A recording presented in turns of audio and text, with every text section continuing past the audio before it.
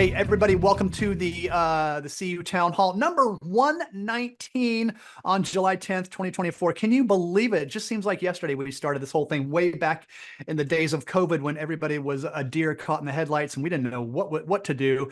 But thankfully, John, got his act together and said, hey, let's create this digital town hall thing that we can do once a week or so and just get everyone together and just collaborate and do what credit unions do. So here we are. Gosh, how many years later? Two or 3 years later, 119 shows in 3 years? Four? Oh my gosh, I apologize. I stand corrected. So yeah, so it's been quite a ride, and we've had some amazing episodes. And always one of my favorites guests that come on is Roger Grimes, because he always he comes here and he just blows our minds and just really puts us into the world of sci-fi, but then brings it back to reality as well. So yeah, so it's going to be a fun one today for sure. Do we want to go over the sponsors real quick, guys? Or actually, we'll go over a co-host. John Best, CEO and co-founder of Best Innovation Group. Obviously, he is the kind of the ringmaster here, the man behind the curtain, if you will, the Wizard of Oz. So yeah, he's here, and hopefully he'll be joining us via phone because again, his internet is out, and who knows what's going on in his neck of the woods. But and I'm kind of your co-host today, kind of filling in a little bit. Mike Lawson, host of CU Broadcast. We do video interviews for the industry, talking to anybody and everybody who wants to do good for credit unions these days. So yeah, so there's lots of content out there. And Madison, we can forward the slide to the next one. Oh, and our host, the esteemed Roger. Yes. Oh, How are you, Roger? I am just a humble co-host. I'm doing great. I've had power. You have power. Good. So I feel really good, but I have been through those hurricane-induced power outages and starting generators and hoping the gas is good. So, fingers crossed for you. Thank you. Good times. John, are you there? I think I heard you. Oh, he was. Now he's muted. I am. I am. I'm here. I apologize. I am coming to you from my phone because I'm having similar problems as you. Xfinity just went down, and it was nice of them to text me. So, yes, we have Roger here, and Roger, welcome back. You look great. I haven't seen you in a while, and it's awesome to have you. And I'm excited for today.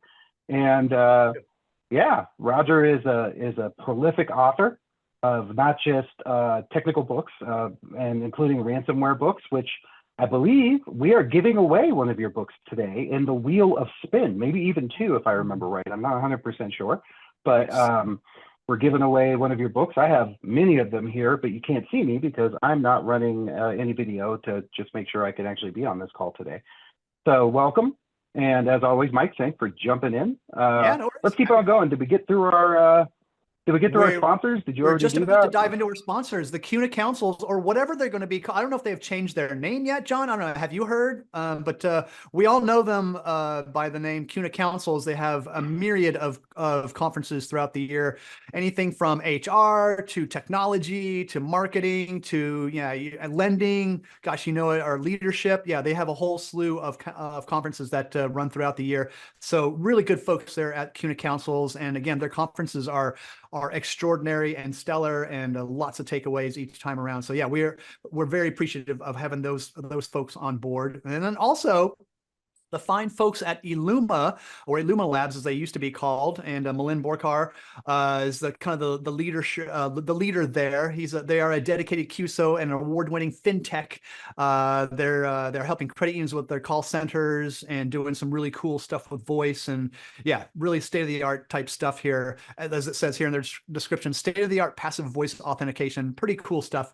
If you're really interested in that type of stuff, and obviously fraud and all that type of stuff is going off the charts these days. So Illuma is a great solution for you guys, for credit unions out there looking to keep those bad folks at bay. And yeah, they do a fine job at that. And then last but not least, Typhone, a leading provider of digital banking solutions for community financial institutions across the United States. They're a cloud-native digital banking platform and FINA, and they have a suite of digital payment solutions and that are drastically different from those out there. Yeah, again, great folks at Typhone as well. well.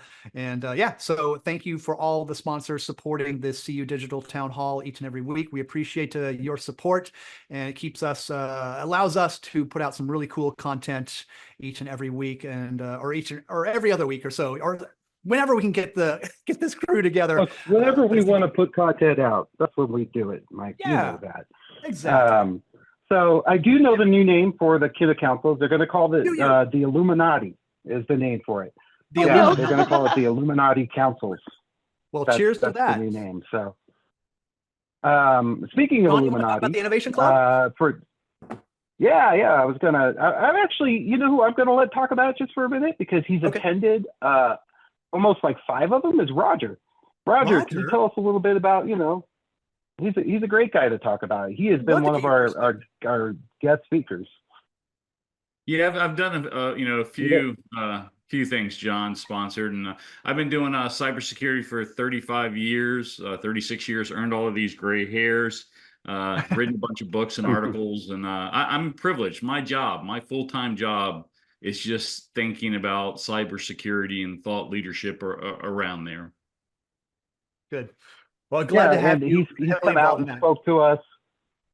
Yeah, he's come out and spoke to us many times, not just on that, but on quantum, which has been taken an interesting turn lately. And that's another topic that for a different day for Roger and I, which I want to talk to him about. But so if you're interested in joining the Innovation Club, we'd love to have you. We meet in person twice a year. We meet once a month. We go over lots of stuff. We talk about security issues. We talk about the latest things in innovation. And we're not talking just the 2 to 5 year. You can get that anywhere. We're talking about 7 to 10. Things like quantum computing, things like the AI that's now happening. Many of our team here would tell you that who's part of the Innovation Club, we started talking about that years ago, and now it's coming to fruition. And our group is prepared, so it's pretty exciting. Let's go to the next slide. I want to jump in just a minute here. Let's go to the next slide, Madison. I apologize. I'm a little off my game because I'm having to do this from my phone, but hopefully you can hear me okay. Can you hear me, Mike? Yep, perfect. Okay. Today's giveaway, we've got 2. Let's back up one. We've got 2 books from Roger, and they are both fantastic books. I own both. And I highly recommend that they be on all shelves of all credit union executives. So if you're not, if you don't win today in the giveaway, the wheel of win, and we're going to be spinning for 2 winners today. So make sure you put your name in the giveaway in the chat, so that we can put you on the wheel of spin that happens at the end of this. So they're sponsored by William Mills as well. So thanks, guys. Thanks for sponsoring the wheel. Yes, William Mills. Oh, he's probably here, and I'm just off my gate today. Yeah. Okay. So coming into the next one here. Yep. So coming into the next slide here, I want to take a little moment for a disclaimer, and that disclaimer is this: when I conceived of this particular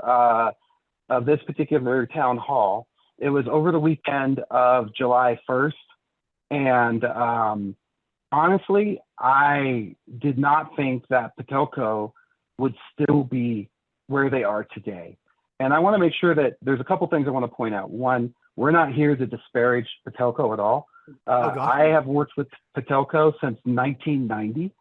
I know them to be an incredible, 96, an incredible credit union that's well run. I've known, I don't know, the past 3 CEOs, from Mr. Callahan to Mr. Hunter to Aaron, and my sympathies go out to them. And I guess my most important message is, one, we know nothing. I know nothing about what's going on. So I was thinking by now, I honestly thought that they were going to be back up, and we probably we would talk about it today. I just thought it was enough time, but it's not. So I just want to make sure that everybody understands they are a top-notch, well-run credit union. And if this can happen to them, we are all at risk. And there's an important discussion to be had here. I know Aaron and her group will, they are, big believers in the movement. And I'm 100% sure that when this is all over, they'll be out there beating the drum and letting us know what happened and how to prevent this. But for now, I just want to give my sympathies to both their members and all of the staff there. Being down for 2 hours is pure hell, pardon my English. being down this long is unbelievable. And I can't, it's unbelievable stress for them. So I'm very concerned for them. And didn't this happen to ViStar last year? Did ViStar, is it ViStar? Well, ViStar was down because they did a conversion. They converted their home banking. Yeah, you're right. They moved to Nimbus. But there was someone else. There was somebody else in the Northeast that had a similar problem. I'm trying to remember who it was. I don't want to say a name and be wrong. Evolve had a problem earlier this year, which we'll get to. So, yeah, you're right. There was someone else, but no one that I know of has been down this long. But I just, like I said, my sympathies go out to them. I just want to make sure everyone in this call knows that. And for those, if you're here from Patoka, I've already reached out to Aaron. If you need my help, I'm here. And I even offered Roger, even though Roger doesn't know it. So, yeah, their systems have been down, and the last time I looked, they're still down. I hope they're up, but the last I looked, in the last like 30 minutes, they were down. We're going to talk a bit about just ransomware in general and some of the other things that have happened. And Roger's going to really fill us in on a lot of stuff, but I thought we'd just start off with that to just let you know, I don't have any clue what's going on, but I can tell you this, and this is my 2 cents. What worries me, and again, this is all just conjecture at this point, is when I look at the list of systems that are up and down, it appears to me that they're in stand-in. And what worries me is that their core is down. And if they somehow got ransomware on a core, that is worrisome to me. And we'll get into all the reasons for that. And I've got a lot of questions for Roger on this that I'm curious about. And so I'm sure he'll have some of the answers. But again, not going to deep dive into this because it's ongoing, and I just my heart goes out to all those folks. So yeah, me too. All right, and Jay in the comments, just real quickly, John. Jay in the comments wanted to talk about, if we have time, the lawsuits. I don't know if you guys have seen the latest that some members are. Yes, I want to talk about those. I was going to bring those up. Okay, I'll go ahead and speak to that. There are several lawyers out there, lawyers groups who are. Have put out several class action lawsuits where what they're doing is they're going out to X,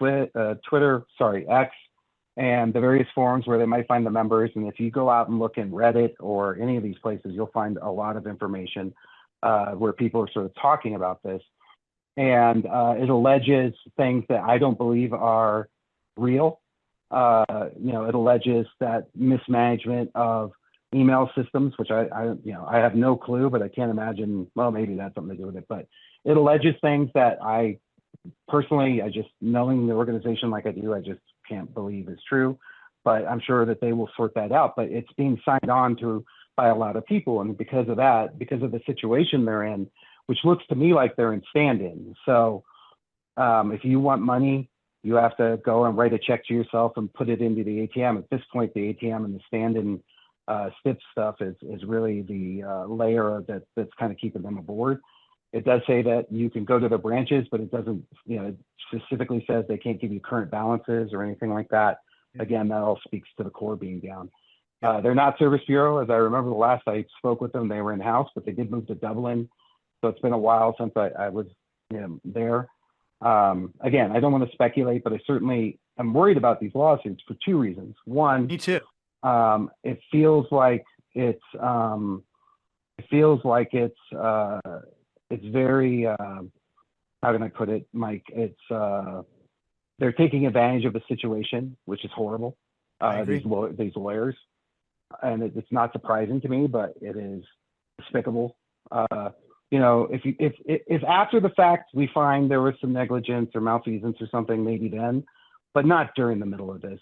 This is just ridiculous. These people are in a bad enough spot anyway. So I find that just to be deplorable. And but there, the details they have, if you go look, and maybe Madison, can you hit Perplexity and maybe throw in the details of the lawsuit? But they allege several sort of things that where systems were neglected. No, things that they could absolutely have no way of knowing. So I just find it to be really horrible. Hacked on Saturday and sued on Monday. That's terrible. Good one, Jay. So, but yeah, the lawsuits are out there. But if you look at their systems, like I said, what's up and what's down, for me, having done this for a long time, and I was actually talking to Juan Luna. Juan's a good friend of mine. Juan and I had a good hour-long conversation. We were both kind of assessing what was up and what was down based on what we think is up and down based on the systems that are available. And it just looks to me like they're in stand-in. But it's just terrible. And for them. Hey, John, and I'm on the we're call. definitely going to get into it. Thanks for the invite. Yeah, Juan, yeah. You would agree, right? It looks like they're in stand-in. I know you know their CTO. Yeah, they gotta be in stand-in because that $500 number is pretty standardized for institutions that go into STIP. Yep. So clearly they're blocked out of the core system. If they're using DNA platform, DNA is architecture design that uses basically an OS of Red Hat. It's a Linux environment most likely. Although some DNA clients will use Windows, and of course it's an Oracle-based platform. So Oracle.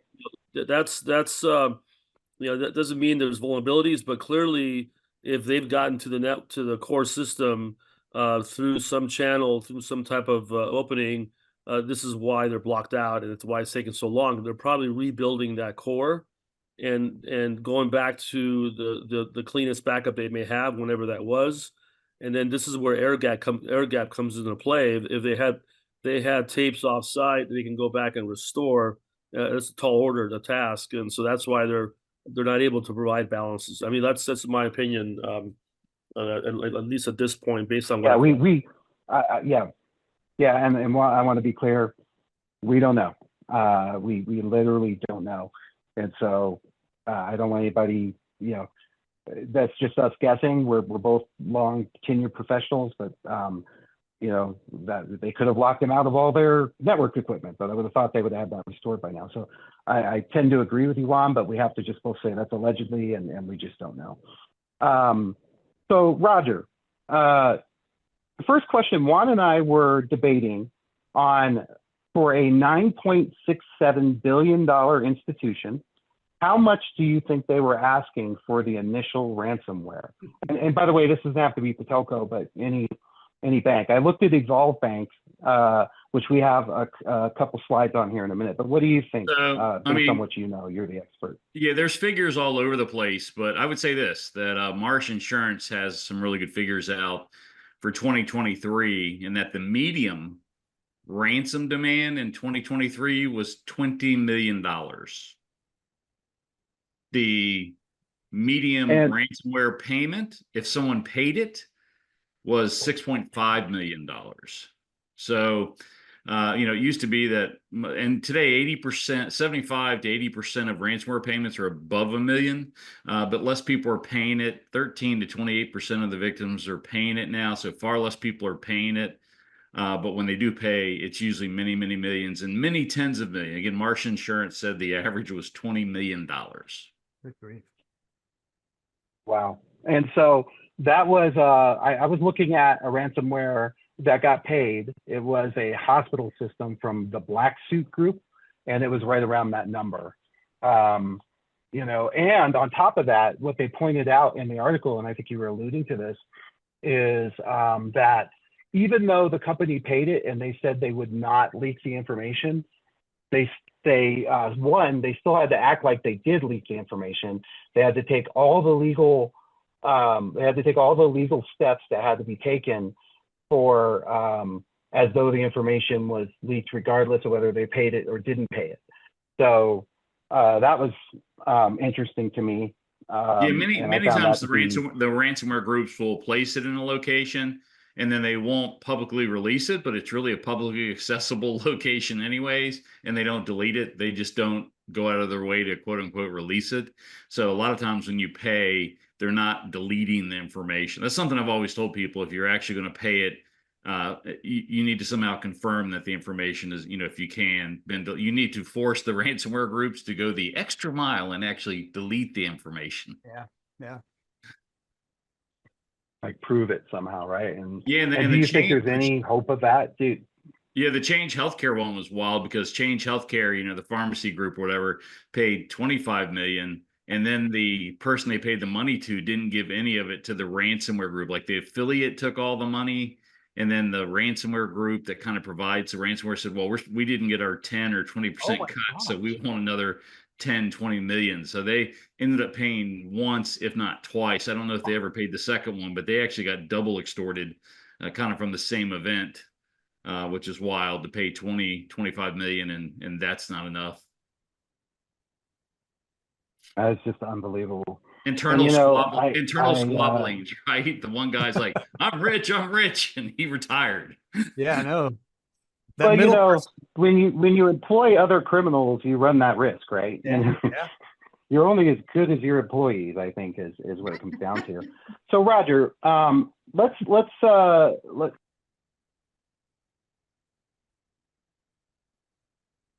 You're on mute. John, you went to mute somehow. So, Roger, let's take you through sort of step by step here. So the first thing is, as we talk about this, I wanted to go and talk about, and Maz, if you could find this slide, the Shamoon, which was kind of an original sort of attack like this. And what I'm curious to say to you or ask you is, so they discovered this on June 29th, and it's been my experience with other ransomware attacks that often when you discover them is not when they have entered the system. And once they are discovered, they pull sort of the fire alarm, and they then initiate the ransomware, which then locks everything up. But until then, much like a good thief, the last thing you want to do is alert anybody to your presence, particularly if you're siphoning data or something. Is that still the common experience for these ransomware folks? Yeah, for sure. So 91% of ransomware attacks involve data exfiltration before they then launch the ransomware that launches. Most people are not noticing that they're compromised. They're getting no warning from their antivirus or their endpoint detection. Most of the attackers are living off the land, which means there's this initial stager Trojan that is how they gain the initial access, which the ransomware people may or may not have been involved in. That typically is re-encrypted for every victim, so there's no good antivirus signature for it. It gives the hackers the initial access. From that point forward, the hacker is usually using mostly scripts that will use the built-in Windows utilities or Active Directory utilities commands. Like some of the encryption is being done by BitLocker. Like, how do you stop it when what they're using is BitLocker, right? That's not a malicious executable. Yeah, that's a local, for those of you that aren't technical, that's a local Microsoft software that is on all of the main servers, right? On data center and from 2012 forward, right? Yeah, from Vista forward and Server 2008. I think that is. It might be 2012 on the servers. You might be right. But all professional versions of Windows, both the workstation and the server versions. But so it becomes increasingly difficult to detect. And we always tell people, they're like, hey, what antivirus should I get? I said, well, it used to be a real art to pick the right antivirus. Now these days, it's not quite as critical because they all miss most of the ransomware malware. And how do we know? Because ransomware is still a thing and bigger than ever. And if you had a product that could actually detect it most of the time, everybody would buy that product at a premium, and we'd no longer have ransomware attacks. The mere fact that not only we having ransomware attacks, but we had more ransomware attacks in the first 6 months of this year than ever before tells you that our normal detection utilities aren't as quite as accurate as maybe advertised at times.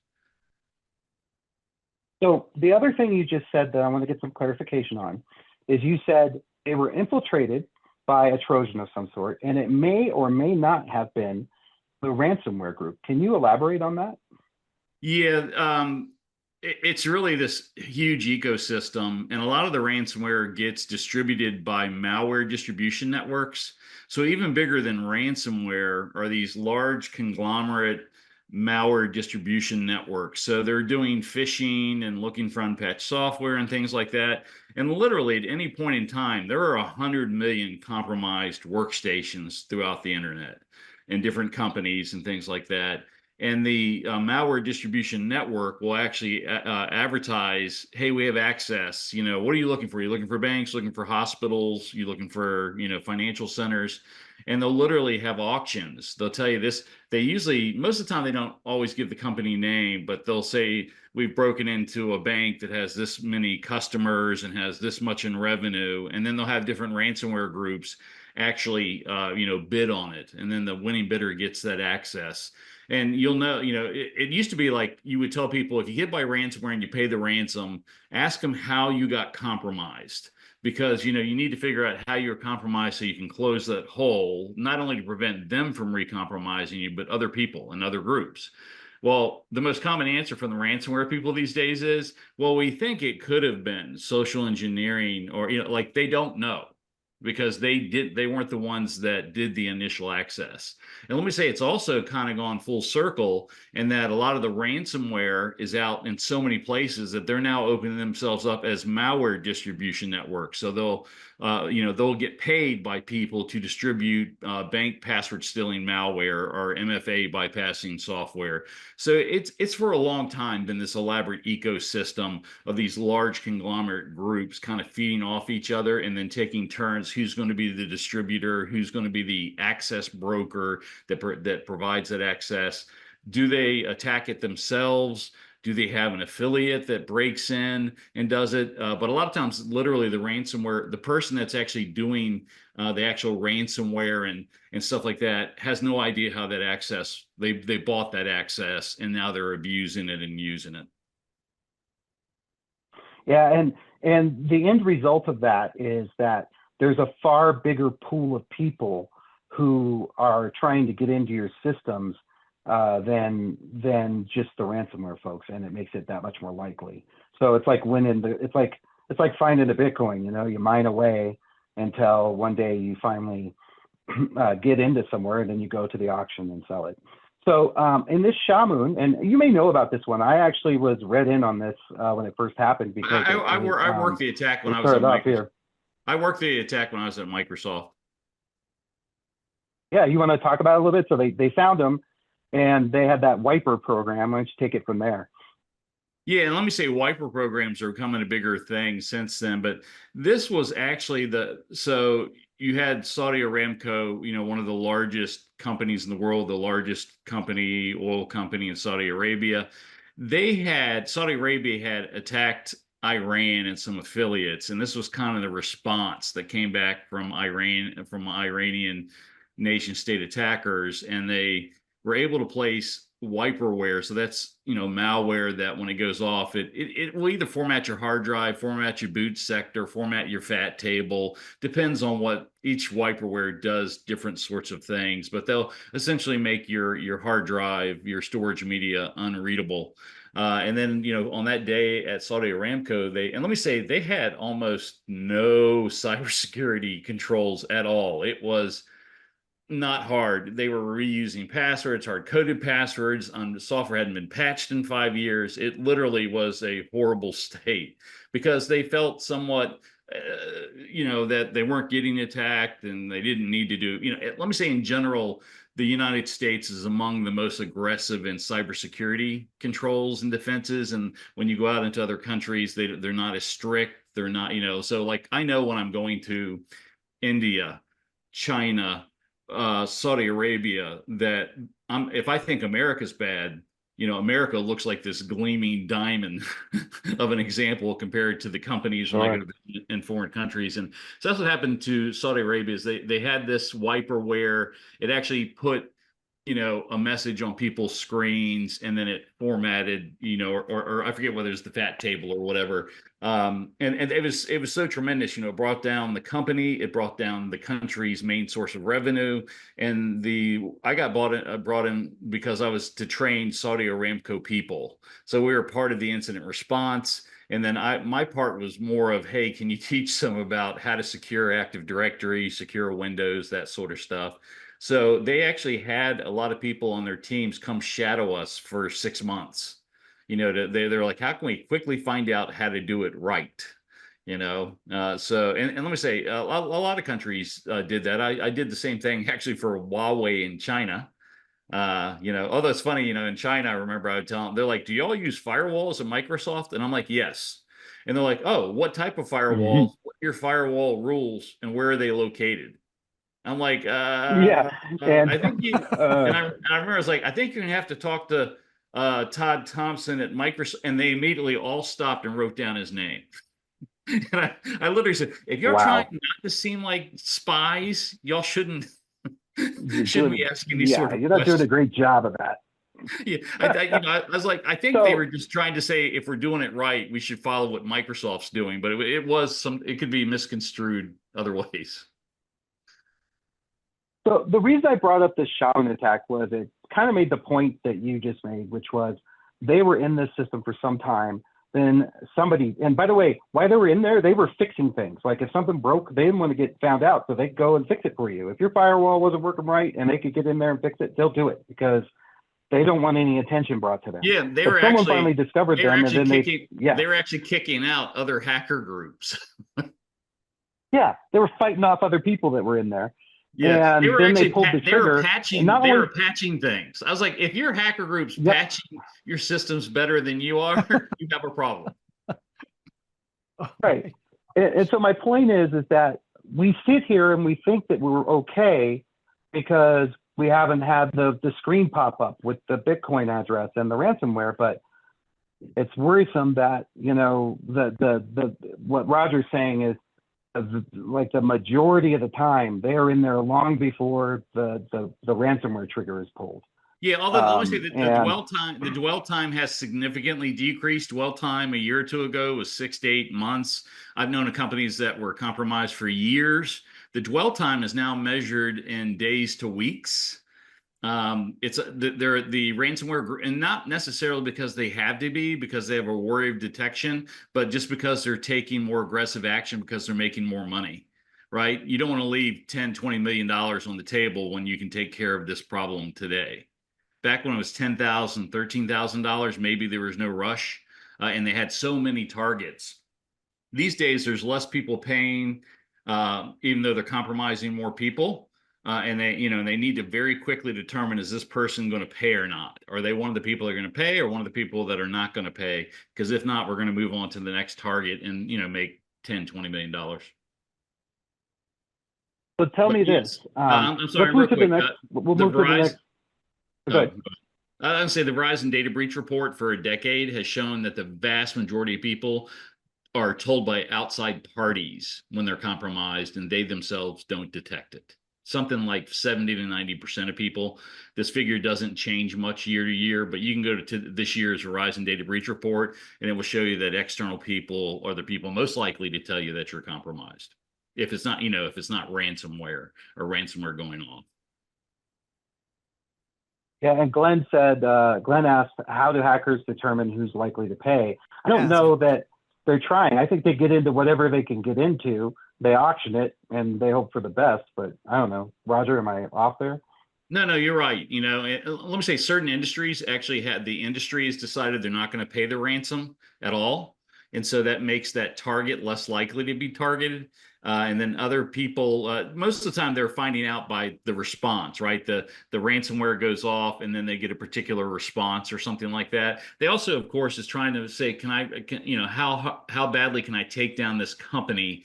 They'll not only take down the internals of the company, but they'll do a distributed denial of service attack to take their website off the internet as well. So there's no way for that company to hide that they're having a problem, and they're trying to put maximum pressure, but they really don't know till they make that, till the letter comes out and they find out from the first, or from the people, are they going to negotiate or not?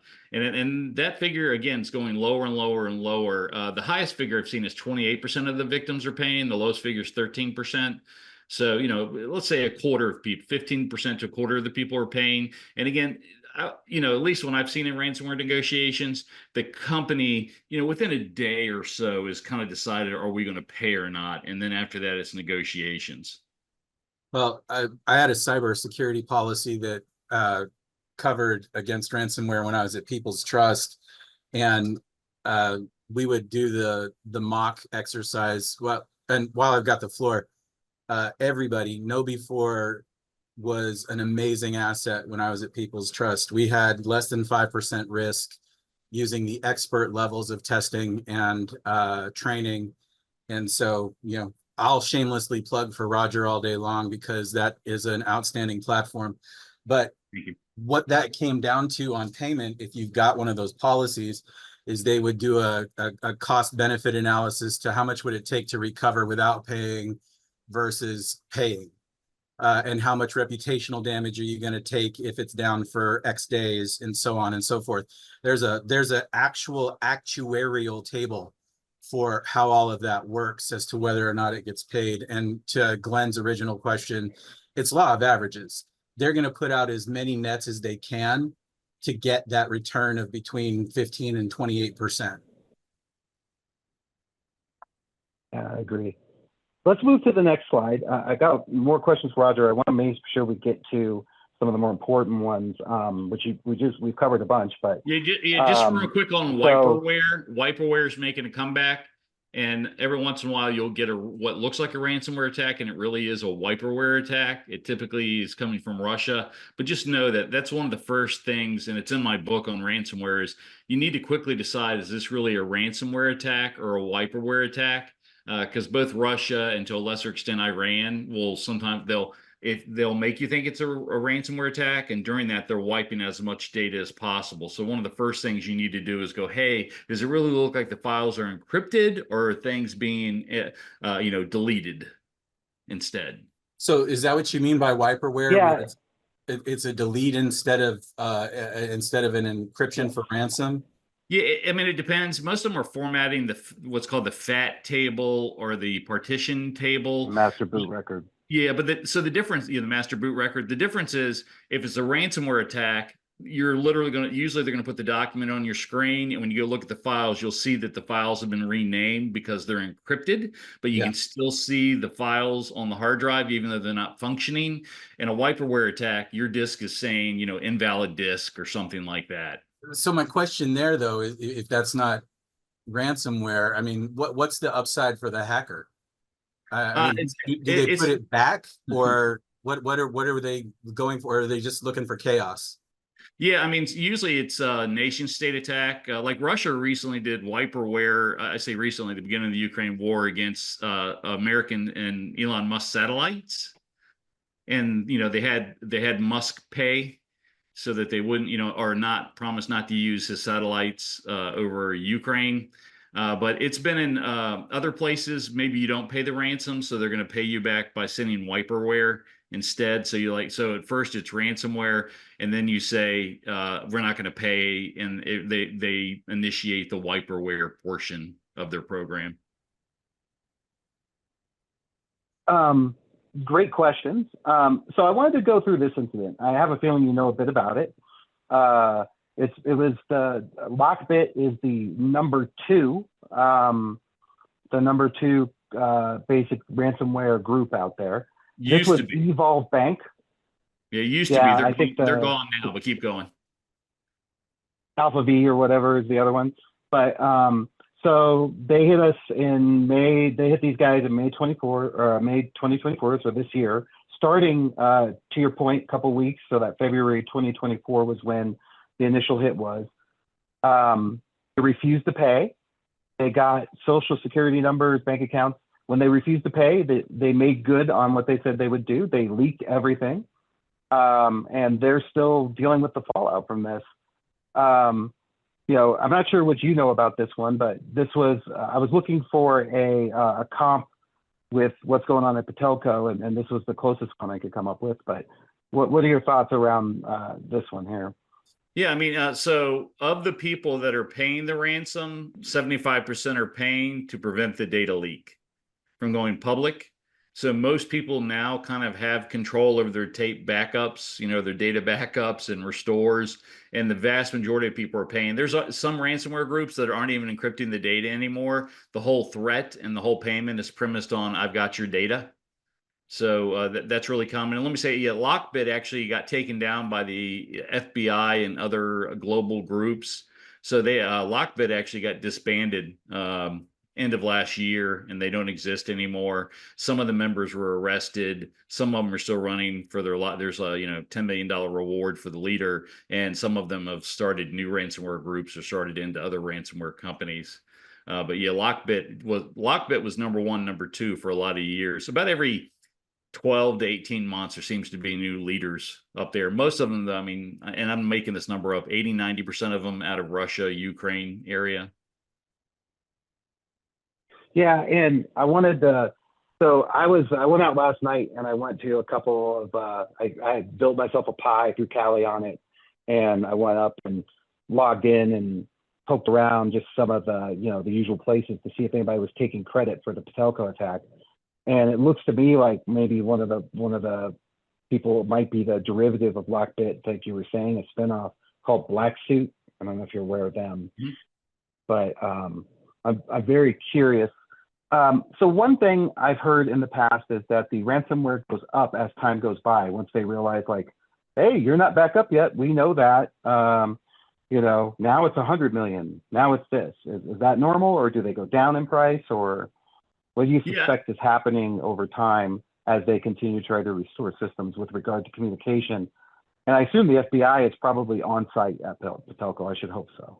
Yeah, I mean, the FBI actually, when they captured Lockbit, they found out that only 25% of the Lockbits had attacks had been reported to them. So the FBI is not involved in most of them. So I have been involved in negotiations where the attacker said, hey, I want $1 million. The person said no, and then they hurt them. The ransomware group hurt them further and said, I want 4 million now. But the statistics from Marsh Insurance, which is some of the best we have, shows that the average ransom request now is $20 to $25 million. Although I think in 2024, that's probably come down, but let's say 2023 was $25 million. The average payment was 6.5. So that shows you in general, most people are negotiating down. Gotcha. And I was just, that's exactly what I was curious about. Okay. So this Evolve one, they didn't pay. They suffered the consequences. They had to pay their insurance. And one thing I found interesting was, as I pointed out earlier, that no matter what you do, you're going to have to sort of follow the rules of as though you were breached either way. Now, is there ever a ransomware where a breach is not, they don't actually get the data, they just lock you out? Is that a thing as well, or no? Yeah, I don't know. I've always been confused. Like, so when someone has exfiltrated your data, that's a breach. Like maybe they're not sharing it to the rest of the world, but they themselves have access to it and you don't have control over it. It's a breach. So that's why it's treated like a breach. It is a breach. I don't know, once you're infiltrated by something, if you don't think data was taken, how do you know? Right? If you didn't know that the compromise was happening in the first place, how do you know data was or wasn't eavesdropped on, copied, whatever? I've always been a little bit dubious of people saying, well, they didn't exfiltrate the data, or they didn't see my data. How do you know? But that's where you get the lawyers involved, and they look at the statutory language and they decide, because let me tell you, no company wants to say the official words breach. That's one of the things I learned. When you're in the middle of these incidents calls, you do not say certain words, and breach is one of them, because in many states and countries, breach then becomes a legal term that has legal requirements to it. So you have to let senior management, you give the evidence to senior management, and you let their legal team and senior management decide what is or isn't a breach. And, and let me say, in my, just in my anecdotal experience, and I've been through hundreds of these things, most of these companies are trying their best to keep it a secret and not let anybody know, and they're trying their best. I've seen many that I'm, in my professional opinion, I thought was a breach that was not reported as a breach. I mean, far more of those than the other way around, because they don't want to. It's to their interest not to report it. I remember one of the most amazing talks I've ever had was, there was this breach and the company said, we are not going to report it as a breach. I said that violates federal law, and their CEO turned to me and said, we'll take the penalty. So, that was literally a senior management decision that they're like, hey, it was only civil, for not coming forward, the worst that can happen is a civil penalty. And let me say, this happened in a huge ransomware case that most of us know about. One of the most popular ones that happened last year. and they were not honest in what they reported, and they just decided if they get caught, they will, you know, they will take the penalty that arises, and that was made at the board level. Wow. And you mentioned earlier that many institutions are comfortable with their data regarding air gapping and whatnot. So now they're just paying to not have the data leaked. Can you elaborate on one of the things that I know that everyone here wants to know is, you know, am I, with regard to my data and getting back up and running, and am I okay? And one of the things you and I talked about many times in the Innovation Club is the tendency for the threat actors to purposely corrupt data ahead of time during that dwell time is the term you used, so that they become part of the backups. You know, they infect the backups so that you have to get back to a point that you restore. And I know in your book you describe this. Can you describe air gapping and what, you know, what a Cranian, you know, banks our size should be doing? Yeah, today 96% of ransomware groups will try to corrupt the backups if they can get to them.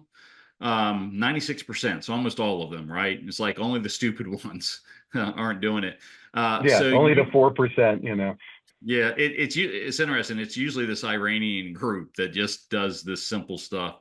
But you know, for your backups, you need to be making sure, they call it the 3-2-1 system, that you have 3 backups of all data, and that one of the backups is the actual data where it exists, and then 2 are somewhere else, and one of those should be offline. And by offline, I mean that you cannot get to it on. I oftentimes ask people, oh, is your backup, do you have one of them at least offline? And they're like, yes. And I say, can you get to that offline backup from an online console to restore? And they're like, yes. And I'm like, it's not offline then. Offline means it takes a physical action to get that data back online. And these days, it's easier for them to corrupt the backups because we have more and more virtual machines. And the backup sometimes is another set of systems or virtual machines that are cloning that activity. But people don't realize when you encrypt the data here, it encrypts the data there.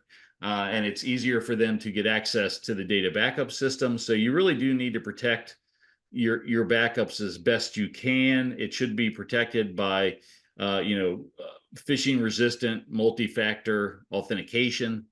And you know, and the idea is that you have to have a recent backup that's offline, truly offline, because again, 96% of the time they're trying to get to your backups. You know, the sneakiest ones were the ones that were changing the encryption keys on the data backup. So today, most backups have an encryption key on it to protect the data. And we had some, you know, these ransom groups would just change your encryption key. So you would back up all your data, including offline. And then when you went to go restore it, it didn't work because it wasn't your encryption key. So you didn't realize they'd been dwelling, it changed your encryption key. So now even your offline backups, even your backups from 30 days ago, unaccessible. So I actually wrote a little bit of a paper on this. Juan, I just sent it to you because Juan asked me to do this. I don't think Juan would care, but if anybody else wants it, just pop your email in there and I'll have Madison send it to you. And then my more important thing is I would buy Roger's book and read it end to end. Roger, before we get to the giveaway here, can you tell me, I'm just going to hand it to you. What are the top 5, 10, 3 things that there are a lot of people on this call, which is awesome. What are the top things that they need and could do right now or should have done, given that, like I said, I'm here to tell you, I know for a fact the telco is a well-run and well-managed company, credit union. And so if they got hit, all of us are at risk. What are the top 3, 5 things people can do? So yeah, I've got 5 that I share with everybody. I scream it as loud as I can. 70 to 90% of successful data breaches are due to social engineering. So whatever you can do, including having good defenses against that, having policies that try to prevent that, and education. And I would say that education means that you're offering training to your employees once a month and doing simulated phishing once a month. Number 2, Mandiant, owned by Google, says that 33% of data breaches involve unpatched software and firmware. So make sure you're patching the stuff that's on the CISA KEV list.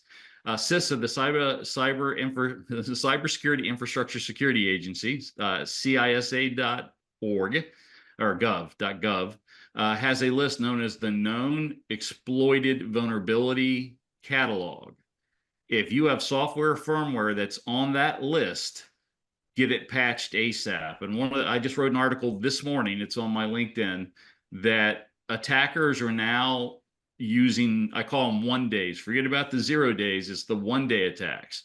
The attackers are now seeing CISA list, a really, hey, there's a new exploit being exploited with MoveIt, and the ransomware people are within a day or two or three, or certainly within a few weeks, attacking thousands of customers using a known vulnerability. So your patching window has significantly decreased. We're not talking weeks anymore. We're talking in days. That if there's something that's on the CISA Known Exploited Vulnerability Catalog list, get it patched within days. Scott, you raised your hand for something. Yeah, I was going to share, and I'm a novice at all of this security stuff, so I appreciate hearing you today, Roger. But I did want to pass along, I heard a casual conversation with someone that works at a large bank. They send out regular, I guess, emails to their employees and try to get them to click on something they're not supposed to. One of them in particular that was highly effective talked about an error in their bonus rate, or it had something to do with their wages. So apparently that was something that most people were like, yeah, I want to see that. Yeah, we say be careful of that, because you can make enemies of your employees. So be careful, like the hey, you got a bonus or a raise or something.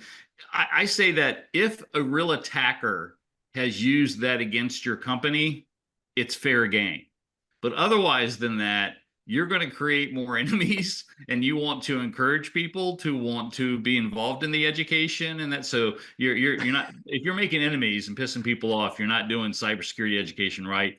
So, but again, if the attacker uses that and offered that in real life, fair game. Social engineering, patching. Social engineering and patching are about 99% of the problem. So if you understand what I just said, that is really the whole ball of wax. And everything else that you can be compromised, it equates to about 1% of the risk. But going further, you're going to have to use, so you have multi-factor authentication. It should be phishing resistant, like FIDO, FIDO, something like that. You want phishing resistant MFA. Otherwise, your MFA can be socially engineered and phished just like a password. You should use password managers, so that for all the passwords that you need, the password manager can create and use strong passwords. If you have to create a password out of your own head because you can't use a password manager or MFA, then that password, if you want it to be truly secure against hackers, it should be 20 characters or longer. And what we mean is a passphrase. People go, 20 characters? Yes, I have friends who routinely every day break 18 character passwords. But as far as we know, publicly, CISA, when I was telling Jen Easterly my thing, hey, use 20 character passwords, she didn't go, good recommendation. I noticed that she was quiet when I said use 20 character passwords, which means maybe CISA's breaking that. Maybe the NSA and CISA are breaking 20 character passwords. But publicly, we don't know of any technology that can break a 20 character password, whether or not it has complexity or not.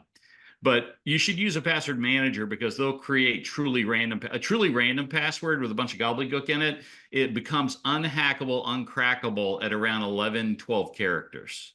But things out of our head, like Roger jumps over the blue cow, needs to be 20 characters long. So fight social engineering, patch your software quickly, especially the stuff on the CISA KEV list, Known Exploited Vulnerability Catalog list. Use phishing resistant multi-factor authentication where you can. If you have to use passwords, and you will have to use passwords, you should use a password manager. The one that people ask me, which one do you love the most? There's a lot of good ones out there. I'm personally a fan of 1Password, but there's a lot of good ones out there.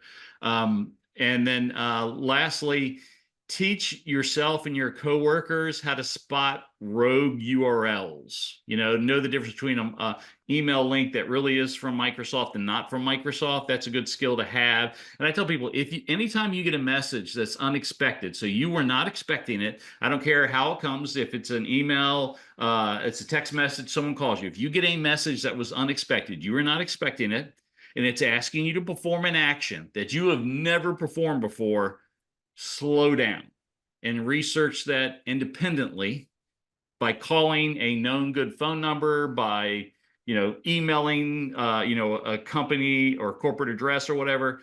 Literally, that is 99% of phishing, which is 79% of the problem, is literally teaching yourself, hey, that's weird. Hey, that's a new unexpected request. I've never had that request before. Slow down.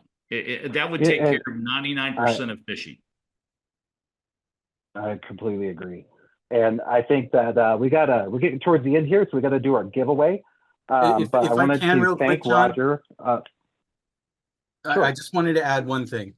Everybody on this call should probably also consider what you can do to educate your members, not just your staff, about this.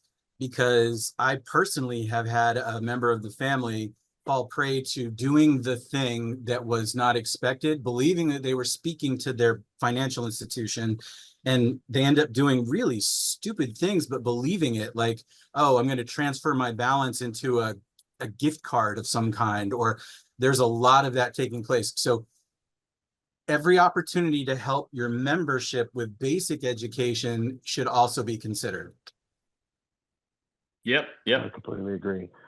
Also, the NCUA is starting to push the RSAT. I sent a link. The only one I could find was the Texas one, but it's the same. It's from the Secret Service. It's the ransomware.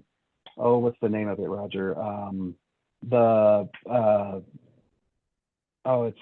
It's the ransomware accessibility, whatever. But here it is. Ransomware self-assessment tool, RSAT.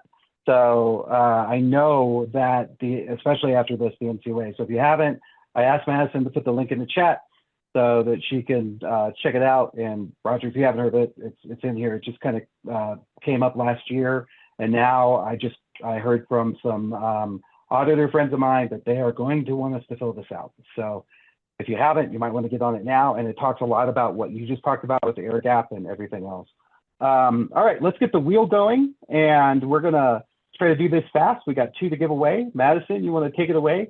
And then I'm gonna echo Ty. You can't hire a better person than Roger. Also, just to plug my own self, Roger is a frequent speaker at our Innovation Club, and we love him. And so you can always join us and get lots of access to Roger, and he's just a brilliant guy. We're lucky that I call him and he just shows up. And otherwise, Roger, congratulations I know you've been through a lot, and we love having you back. So that's awesome. Yeah, no, I love being here. And I will say that y'all are a very savvy, smart group. Really, every time I come, I'm impressed with the topics y'all cover and the recommendations y'all make. Truly. I wish all the groups I talk to were savvy. All right, well, let's get it going. Let's give away some books. Let's spin it. While she does that, gets it going. Yep. Very cool. All right. I can't see, so it's all you, Madison. All right, I just want to make sure everybody sees their name on here that wants to be a part Well, of the wait, drawing. we can't spin it until Scott presses. Scott has to press the button. Yep, and he All gets right. to press it twice today. We're spinning twice today. I'm hosting a meeting in 1 minute, so I'll press it the first time and let Amber press somebody else All pressing right. that. Ready? I'm right, here we pressing now.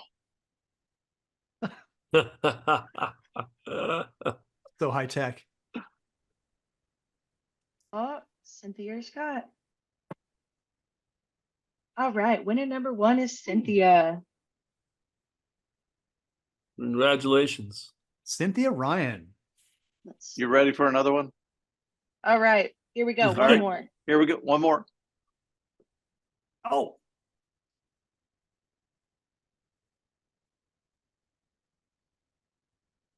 Round and round it goes. And it looks like we've got Daryl. Daryl Brubaker. All Woohoo! right. Yay. Congrats, Yeah, Daryl. Cynthia and Daryl.